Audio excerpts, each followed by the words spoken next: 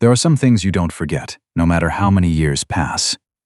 The way a room goes quiet when someone walks in, the way people look at a person and decide, in under 3 seconds, that they don't matter. I've seen it happen 100 times, but I have never seen anyone dismantle that assumption as quietly, as methodically, and as completely as Elmore Gaines did on a Tuesday morning in October, in a boardroom on the 14th floor of a glass tower in downtown Toronto. He was 53 years old. He wore the same navy jacket he wore to church. And when he walked into that room, not a single person looked up from their phones. That was their first mistake. It would not be their last. Elmore Gaines had worked as a maintenance supervisor at Hartwell Financial Group for 11 years. He was the man who fixed the boiler when it groaned in February. He was the man who replaced the fluorescent tube in the third-floor kitchen without being asked. He was the man the receptionists called when the executive washroom flooded at 8 in the morning before the partners arrived. He did his job without complaint, without drama, and without expectation that anyone would remember his name by lunchtime. Most of them didn't. To the junior analysts who streamed through the lobby every morning with their flat whites and their ambition, Elmore was invisible in the particular way that certain people become invisible in certain buildings. He was part of the architecture. A tall, broad-shouldered black man in a gray uniform, moving through the halls with a toolbox and a key ring, and if you noticed him at all, it was only to step slightly to one side, so you wouldn't have to slow your pace. His daughter, Simone, knew a different man entirely. She knew the man who had stayed up until 2 in the morning reading through her undergraduate thesis on contract law, page by page, leaving careful handwritten notes in the margins. She knew the man who had spent 4 years as a paralegal in Kingston before a back injury made long hours at a desk impossible. She knew the man who had memorized the Ontario Employment Standards Act section by section, not because anyone had asked him to, but because knowledge, as he told her once, was the only thing a man could carry from one life into another without anyone being able to take it from him. Simone was 31. She had her father's stillness and her mother's precision. She worked as a junior compliance officer at a firm across town, and she had spent the last 6 weeks watching what was happening to her father from a distance, trying to stay calm, trying to stay analytical, and mostly failing at both.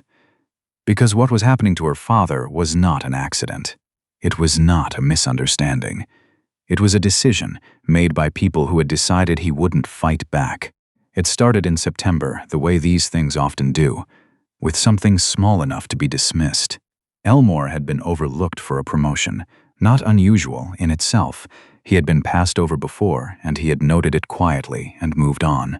But this time was different, because this time, the position he had applied for, lead facilities manager for the Toronto properties, a role he had been informally performing for the better part of 2 years, had been given to a 29-year-old named Brett Calloway, who had been with Hartwell for 8 months, and who, in those 8 months, had filed 3 incomplete maintenance reports and once sent a work order to the wrong building entirely. Elmore had trained Brett Calloway. He had done so without being asked, because that was who he was. When Elmore went to speak to his direct supervisor, a man named Regional Director Sloan, the conversation lasted less than 7 minutes. Regional Director Sloan told him that Brett had a different skill set. He told him that the company was looking for new energy in leadership. He used the phrase cultural fit twice, in a way that made Elmore set his jaw and say nothing, because he understood, with the clarity that comes from 53 years of living in a particular kind of body, in a particular kind of country, exactly what was being communicated without being said. He went home that evening and told Simone what had happened over the phone. She listened without interrupting. When he finished, she asked him one question. "Did you keep your performance records?" "Everyone," he said. "Since 2013. She exhaled. "Good. Don't touch anything, don't delete anything, don't send any emails you wouldn't want read out loud in a room full of people. I'll come by Saturday." What happened next was not fast. This is the part of these stories that people don't always want to hear, because we are wired for momentum, for the dramatic turn, for the moment the music swells. But the truth is that the weeks between the first wound and the final reckoning are slow and grinding and full of small humiliations that are designed, whether consciously or not, to make a person give up. Regional Director Sloan began scheduling team meetings without informing Elmore. Brett Calloway began seeing Elmore on emails that positioned him as an assistant rather than a peer, just looping in Elmore in case he needs to handle the physical side of things. A woman named HR Director Morrow sent Elmore a formal letter in late September indicating that his role was under review as part of a broader restructuring initiative. Elmore read the letter once, folded it, and put it in the folder he kept in the top drawer of the cabinet in his kitchen. Then he made himself a cup of tea and called Simone.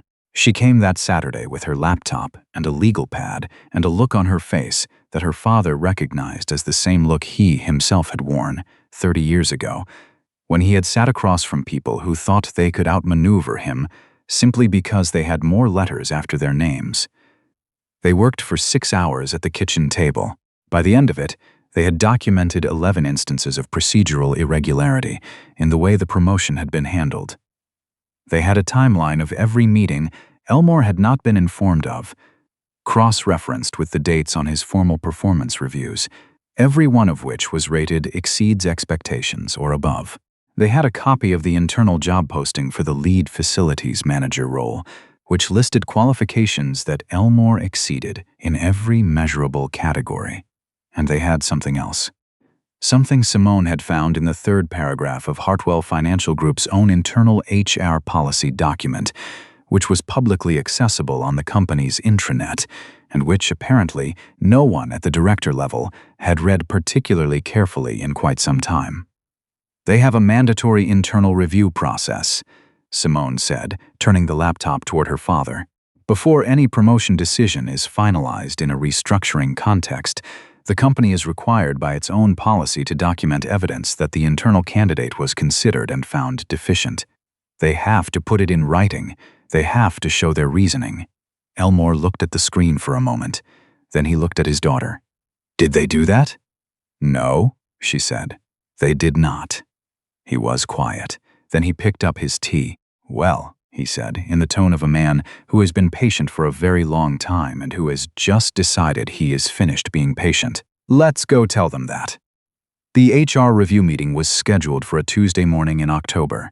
Elmore was given 30 minutes. He arrived 12 minutes early. He was wearing the navy jacket. He had a manila folder with him. He did not bring a lawyer, because bringing a lawyer would have told them he was afraid, and he was not afraid. He was, if anything, something closer to calm. The particular calm of a man who knows exactly what is in his folder and who has verified every single item in it 3 times. The boardroom was on the 14th floor. It had floor-to-ceiling windows and a view of Lake Ontario that on a clear day was genuinely beautiful. Elmore noticed the view. He also noticed that when he walked in, HR Director Morrow and Regional Director Sloan and a woman he did not recognize, introduced briefly as Legal Counsel Varga, did not stand up, did not extend a hand, and did not look up from their phones for approximately 45 seconds. Then HR Director Morrow looked up and smiled in the way that people smile when they have already decided how a meeting is going to end. "Mr. Gaines," she said, "thank you for coming in. We have a few things to go over with you today regarding the restructuring timeline." Elmore sat down. He placed his folder on the table in front of him. He did not open it yet. "I appreciate the time," he said. "I have a few things to go over as well." Regional Director Sloan glanced at Legal Counsel Varga. Something passed between them, quick, dismissive, the kind of look that people exchange when they are confident they are the smartest people in the room and have simply not yet gotten to the part where they demonstrate it. HR Director Morrow began speaking. She outlined the restructuring. She used the words evolution of the role and alignment with strategic priorities and skills matrix in ways that were technically precise and practically meaningless. She explained that Elmore's current role would be transitioning to a modify scope, which was a phrase Elmore recognized immediately as HR language for demotion without the formal paperwork. She spoke for 11 minutes. When she finished, she folded her hands on the table and looked at Elmore with the expression of someone who has delivered difficult news many times and has learned to mistake composure for kindness. "I understand this is a lot to take in," she said. "We're happy to answer any questions you have." Elmore opened his folder. "I do have some questions," he said. "I appreciate that." He took out the first document. It was a copy of his performance review from 2022. He laid it on the table facing them. "I've been rated exceeds expectations in every review category for the last 4 consecutive years," he said. "I want to confirm that's accurate in your records." HR Director Morrow blinked. Yes, that's accurate. Thank you." He took out the second document. "This is the internal job posting for the lead facilities manager position, dated August 14th of this year. If you look at the qualifications column on the right side, I've highlighted in yellow the areas where I'd like you to confirm that my application met the stated requirements." A pause. Legal counsel Varga leaned slightly forward. "Mr. Gaines," Regional Director Sloan said, in the tone of a man who has decided the time for pleasantries is over, "I'm not sure what you're hoping to accomplish here." "The decision regarding the position has been made," Brett brings. "I understand the decision has," Elmore said. He was not raised. He was not sharp. He was simply level, in the way that a man is level when he has done this before. "I'm not here to relitigate the hiring decision. I'm here to ask about the process." He took out the third document. "This is Section 4.3.2 of Hartwell Financial Group's Internal Human Resources Policy Manual. Specifically, the paragraph regarding promotion decisions made in the context of a restructuring initiative." He paused. "Would you like me to read it, or would you like to read it yourselves?" The room was quiet in a way it had not been quiet before. Legal counsel Varga picked up the document. She read for approximately 20 seconds. Then she put it down. Then she picked it up again. "Where did you get this?" Regional Director Sloan said. "It's on the company intranet," Elmore said, under the HR Resources tab. "It's been there since 2019. Another silence.